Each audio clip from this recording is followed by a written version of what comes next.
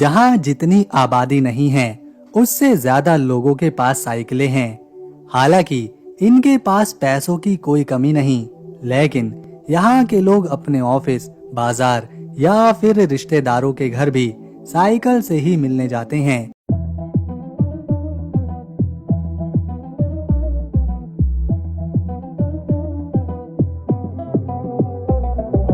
पिछले कुछ सालों में यहाँ दुनिया भर के पर्यटकों की संख्या लगातार बढ़ती जा रही है, जिसके पीछे की वजह है इसकी प्राकृतिक सुंदरता, ऐतिहासिक इमारतें, लोगों का शांत और दोस्ताना स्वभाव। नीदरलैंड में एक जगह तो ऐसी है जहां आप अपना एक पैर नीदरलैंड में रखेंगे तो दूसरा पैर बेल्जियम में। ये है नीदरलैंड।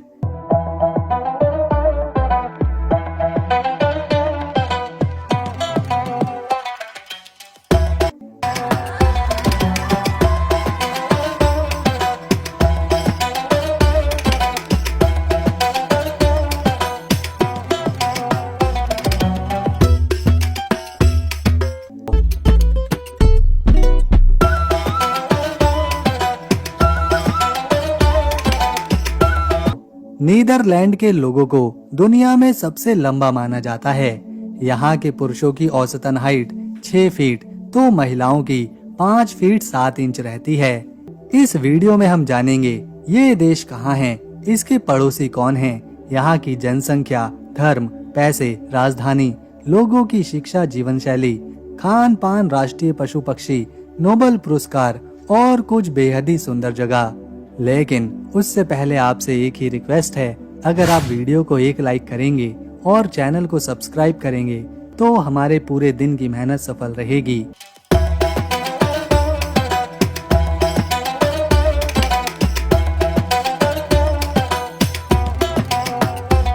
नीदरलैंड उत्तर पश्चिम यूरोप में बसा एक छोटा सा लेकिन बहुत ही खूबसूरत देश है। नीदरलैंड का मतलब होता है निचला देश, क्योंकि इसका बड़ा हिस्सा समंदर तल के नीचे है। इसके पड़ोसी देशों में जर्मनी है, बेल्जियम है और एक हिस्सा उत्तरी सागर की लहरों को छूता है।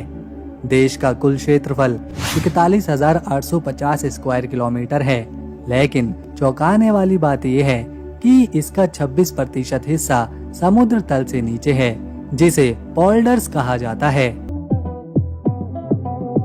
नीदरलैंड में 1,80,00,000 लोग आबाद हैं। आबादी में एक खास बात है कि यहाँ बुजुर्गों की संख्या बढ़ रही है और बच्चों का जन्म काफी कम हो रहा है। ये दुनिया के सबसे बड़े नास्तिक आबादी वाले देशों में गिना जाता है, क्योंकि यहाँ के 55% लोग किसी भी धर्म को नहीं मानते। 34% में ईसाई हैं, 6% में इस्लाम के मानने वाले हैं, जबकि 5% में हिंदू, बौद्ध, सिख और दूसरे धर्म के लोग यहाँ पर रहते हैं। यहाँ के लोग कारमेल से भरे पतले वेफर्स, कॉफी पीते हुए साथ में खाना पसंद करते हैं। इसके अलावा कच्ची मछली, जिसे प्याज और अचार के साथ खाया जाता है, इसे ये लोग हॉलैंड न्यू कहते हैं। यहाँ की गौडा और एडम पनीर दुनिया भर में मशहूर है। डच लोग हर साल 14 किलो पनीर खा जाते हैं। साथ ही इन्हें मसले हुए आलू और सब्जियां भी खाना बहुत पसंद है। दुनिया का सबसे पुराना स्टॉक एक्सचेंज, जो कि एम्स्टर्डम स्टॉक एक्सचेंज है, वो 1602 में शुरू हुआ था, जो दुनिया का पहला स्टॉक मार्केट था। देश में कई विश्व स्तरीय विश्वविद्यालय हैं, जैसे एम्स्टर्डम विश्वविद्यालय और Delft University of Technology. Netherland के लोग इंग्लिश और डच भाषा बोलते हैं, जिसमें से डच यहाँ की आधिकारिक भाषा है। आपको जानकर हैरानी होगी कि नीदरलैंड में साइकिलों की संख्या 2,30,00,000 है, जबकि आबादी पूरी 2 करोड़ भी नहीं है। लोग ऑफिस, बाजार या स्कूल साइकिल से ही जाते हैं। हर शहर में साइकिल की लेन है। 17वीं शताब्दी में ट्यूलिप इतने महंगे हो गए कि एक ट्यूलिप की कीमत एक घर के बराबर थी। इसे दुनिया का पहला आर्थिक बुलबुला कहा गया। नीदरलैंड एरिया में भले ही छोटा है, लेकिन ये दुनिया का दूसरा सबसे बड़ा खाद का निर्यातक है। नीदरलैंड खाद और कृषि उत्पादों का दूसरा सबसे बड़ा एक्सपोर्टर है। दोस्तों, इस वीडियो को हमने 2 अलग अलग समय पर रिकॉर्ड किया है, तो आपको हो सकता है हमारी आवाज में थोड़ा फर्क लगे। नीदरलैंड में आपको एक और खास चीज देखने को मिलेगी, जो है यहाँ का सोलर रोड। ये सड़क बिजली पैदा करती है। ये दुनिया का पहला सोलर रोड है जिससे बिजली बनाई जाती है। इस सड़क पर सिर्फ साइकिल ही चलाई जाती हैं। ये है देश की राजधानी, इसका दिल, सबसे बड़ा शहर एम्स्टर्डम। जेल तो बनाई गई हैं, पर इन जेलों में कैदी ढूंढने से भी नहीं मिलते। साल 2013 की बात है जब नीदरलैंड की 8 जेलों को बंद कर दिया गया था, क्योंकि उनमें रखने के लिए कैदी ही नहीं बचे थे। इस देश का कानून सख्त है, जिस वजह से लोग क्राइम कम ही करते हैं। इसके अलावा जो कुछ कैदी हैं भी, उन्हें सीधा जेल में नहीं डाल दिया जाता, बल्कि उन्हें सुधारने के लिए सुधार गृहों में भेजा जाता है, जहां उन्हें एक अच्छे नागरिक बनने और क्राइम से दूर रहने के लिए प्रेरित किया जाता है। इसी वजह से आज नीदरलैंड दुनिया के सबसे सुरक्षित देशों में से एक है।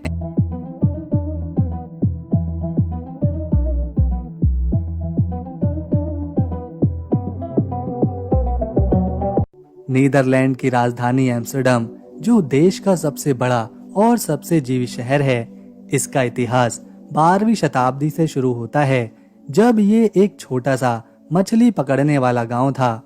एम्स्टर्डम का नाम एम्स्टेल डैम से आया है, यानी एम्स्टेल नदी पर बना बांध। 13वीं शताब्दी में इसने व्यापारिक केंद्र के रूप में उभरना शुरू किया था। 17वीं शताब्दी, जिसे डच गोल्डन एज कहते हैं, इस शहर के लिए सबसे शानदार समय था। इस दौरान नीदरलैंड दुनिया की सबसे बड़ी समुद्री और व्यापारिक ताकत बन चुका था। एम्स्टर्डम की लहरें, जो आज यूनेस्को की विश्व धरोहर हैं, इसी समय बनाई गई थी। डच ईस्ट इंडिया कंपनी, जो कि दुनिया की पहली मल्टीनेशनल कंपनी थी, उसका मुख्यालय भी यहीं था। एम्स्टर्डम ने भारत, इंडोनेशिया और अफ्रीका तक व्यापार किया और दुनिया का सबसे अमीर शहर बना। 18वीं और 19वीं शताब्दी में फ्रांसीसी और नेपोलियन के कब्जे ने इस शहर को प्रभावित किया, लेकिन 1814 में नीदरलैंड ने आजादी हासिल करी। आज ये शहर एक सांस्कृतिक, वित्तीय और पर्यटन का केंद्र है। इसकी नहरें, रिक्स म्यूजियम और ऐतिहासिक इमारतें हर साल लाखों पर्यटकों को आकर्षित करती हैं। नीदरलैंड की साक्षरता दर 99% की है, यानी यहाँ के नागरिक पढ़े लिखे होते हैं। यहाँ की शिक्षा प्रणाली बहुत ही मजबूत है। 4 से 12 साल तक के बच्चों को शिक्षा देना अनिवार्य है। डच स्कूलों में अंग्रेजी, विज्ञान और तकनीक की शिक्षा पर जोर दिया जाता है। यहाँ पर एक अनोखा त्योहार मनाया जाता है, जिसे किंग्स डे बोलते हैं। हर साल 27 अप्रैल को नीदरलैंड के लोग इसे मनाते हैं, क्योंकि 30 अप्रैल 2013 में विलियम अलेक्जेंडर पहली बार राजा बने थे। 27 अप्रैल को उनका जन्मदिन आता है और इसी दिन इस त्योहार को मनाते हैं। इस दिन यहाँ के सारे लोग संतरी रंग के कपड़े पहनते हैं, क्योंकि नीदरलैंड में संतरी रंग राष्ट्रीय रंग है। पूरा शहर, राजधानी एम्स्टर्डम, संतरी रंग से सजा दिया जाता है। सड़कों पर नई दुकानें लगती हैं, जिसमें अलग अलग तरह का सामान बिकता है। इस दिन हर जगह संगीत, डांस और कंपटीशन कराए जाते हैं। लोग नहरों के किनारे बोट्स पर पार्टी करते हैं। राजा और रानी खुद लोगों को पार्टी देते हैं, उनके साथ रहते हैं।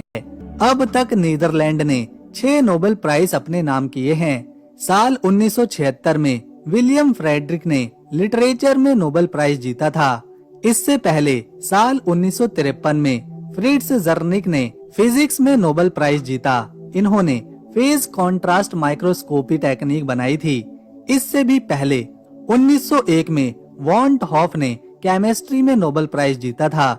साल 1987 में टॉनी हॉफनेट ने शांति के लिए ये पुरस्कार जीता और 1969 में जैन टिनबर्गन और रेंजर फ्रिश को इकोनॉमिक्स में नोबेल प्राइज मिला था। वैसे तो यूरोप में कई बंदरगाह हैं, लेकिन नीदरलैंड का रॉटरडम बंदरगाह यूरोप का सबसे बड़ा बंदरगाह है।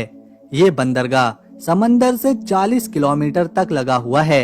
रॉटरडम से जर्मनी, फ्रांस, यूके और बेल्जियम तक बड़ी मात्रा में सामान पहुंचाया जाता है। रॉटरडम बंदरगाह नीदरलैंड की अर्थव्यवस्था का एक बड़ा सेंटर है जहां से करोड़ों टन का माल हर साल इंपोर्ट और एक्सपोर्ट किया जाता है। ये है उट्रेस्ट। ये शहर नीदरलैंड के बीचों बीच बसा है और इसे देश का दिल कहा जाता है। उट्रेस्ट का इतिहास 2000 साल पुराना है, जब रोमन लोगों ने 47 ईस्वी में यहाँ एक किला बनाया था। ये किला राइन नदी के किनारे था और आज भी इसके अवशेष देखे जा सकते हैं। मध्य युग में उट्रेस्ट एक बड़ा धार्मिक केंद्र बना। 8वीं सदी में सेंट विली बोर्ड ने यहाँ ईसाई धर्म को फैलाया, जिसके बाद ये शहर नीदरलैंड का सबसे बड़ा बिशप शहर बन गया। शहर का सबसे मशहूर लैंडमार्क है डोम टावर, जो 14वीं सदी में बनाया गया था। ये 112 मीटर ऊंचा टावर नीदरलैंड का सबसे ऊंचा चर्च टावर है। 1674 में एक तूफान ने डोम चर्च का हिस्सा तोड़ दिया, लेकिन टावर आज भी खड़ा है। ये शहर अपनी नहरों, हरियाली और मस्ती भरे माहौल के लिए मशहूर है। उट्रेस्ट की ओउ दे ग्रास नहर शहर की जान है। इस नहर के किनारे पुरानी इमारतें, कैफे और दुकानें हैं जो इसे बहुत खास बनाती हैं। नहर के बीच बने तहखाने अब रेस्टोरेंट और बार बन चुके हैं, जहां लोग खाना पीना खाते हैं और मस्ती करते हैं। रात में नहर की रोशनी शहर को और सुंदर बनाती है। ये है द हैग। ये शहर नीदरलैंड की सरकारी राजधानी है, जहां सरकार, संसद और राजा का ऑफिस है। द हैग में छोटी छोटी नहरें हैं जो बहुत शांत और सुंदर लगती हैं। शहर में हरे भरे पार्क भी हैं, जैसे हाक्से बोस और क्लिंगडन गार्डन। क्लिंगडन गार्डन का जापानी गार्डन, जो 1910 में बना, अपनी शांति और खूबसूरती के लिए जाना जाता है। द हैग कला के शौकीनों के लिए भी खास है। द हैग की सड़कों पर साइकिलों का राज है, जो डच लोगों की जिंदगी का हिस्सा है। शहर में शांति पैलेस बहुत खास है, जो 1913 में बना और आज भी शांति की मिसाल है। आज द हैग को शांति की राजधानी कहते हैं। ये शहर समुद्र, हरियाली और संस्कृति का शानदार मिश्रण है। द हैग का स्केवेनिंगन बीच बहुत ही मशहूर है। गर्मियों में लोग यहाँ समुद्र, रेत और धूप का मजा लेने आते हैं। बीच पर एक बड़ा पियर और फेरिस व्हील है, जो शहर को और मजेदार बनाता है। नीदरलैंड में एक जगह है बार्ले नसाओ। यहाँ की सड़कों पर घरों के पास दो देशों का बॉर्डर है। ये कोई दीवार नहीं है, कोई फेंस नहीं है, बल्कि सड़क पर एक ब्लैक पट्टी बनाई गई है, जिस पर क्रॉस के निशान हैं। ये कुछ और नहीं बल्कि दो देशों के बीच का बॉर्डर है। एक तरफ नीदरलैंड है तो दूसरी तरफ बेल्जियम। इससे लोगों का ही फायदा होता है। इन्हें दोनों देशों की सुविधाएं मिल जाती हैं। एक तरफ आपको नीदरलैंड का झंडा लगा मिलेगा तो दूसरी तरफ बेल्जियम का। कई बार तो ये बॉर्डर लोगों के घरों के बीच से गुजरता है, जिससे उस घर का आधा हिस्सा नीदरलैंड में तो आधा हिस्सा बेल्जियम में आता है। एक कदम इस लाइन से पार रखा तो अलग देश, दूसरा कदम लाइन के उस पार रखा तो एक अलग देश। ऐसा बहुत ही कम देखने को मिलता है। कुछ सेकंड में आप एक देश से दूसरे देश में जा सकते हैं, बस एक कदम बढ़ाने की जरूरत है। ये जगह टूरिस्टों के लिए काफी आकर्षण का केंद्र रहती है। लोग आते हैं और एक ही देश में रहकर दो देशों का मजा उठाते हैं।